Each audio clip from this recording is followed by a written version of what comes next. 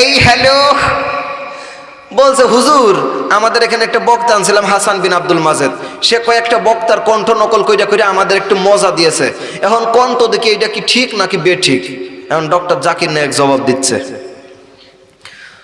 বা আপনি জানতে চেয়েছেন বাংলাদেশের একটা বক্তা আছে হাসান বিন আব্দুল মাজেদ, সে আপনাদের কণ্ঠ নকল করে করে শুনিয়েছে। আলহামদুলিল্লাহ, অনেক সুন্দর লাগে, অনেক ভালো লাগে, মাশাআল্লাহ। ভাই সে তো আর খারাপ কিছু বলেনি, অবশ্যই সে কোরআন হাদিসের ময়দানে সুন্দর সুন্দর কথা বলেছে। ভাই যদি সে আসলে কোরআনের ময়দানে এগুলো কাজে লাগায়, আলহামদুলিল্লাহ অনেক ভালো লাগে, অনেক সুন্দর লাগে।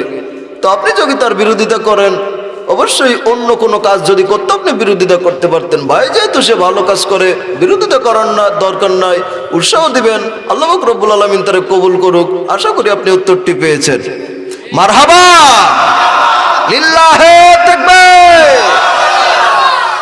আরে নবীর আশিকির দল, আমার নবী কত মায়ার নবী।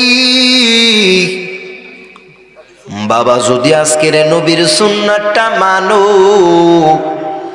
দুনিয়ায় যদিও তুমি একটু লাঞ্ছিত হও, ভাইরা আমার, ও যশোরের মুসলমান, যদিও দুনিয়ার জন্য একটু অপমান হও,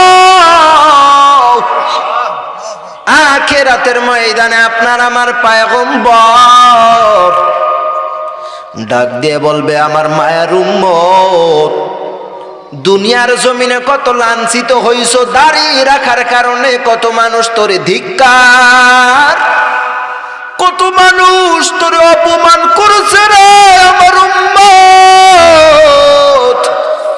আজকের আমি নবী তোরে ওয়াদা দিলাম, যারে যা আমি নবী তোরে সুপারিশ করলাম, আমি নবীর সুপারিশে জান্নাতুল ফেরদাউসে যা।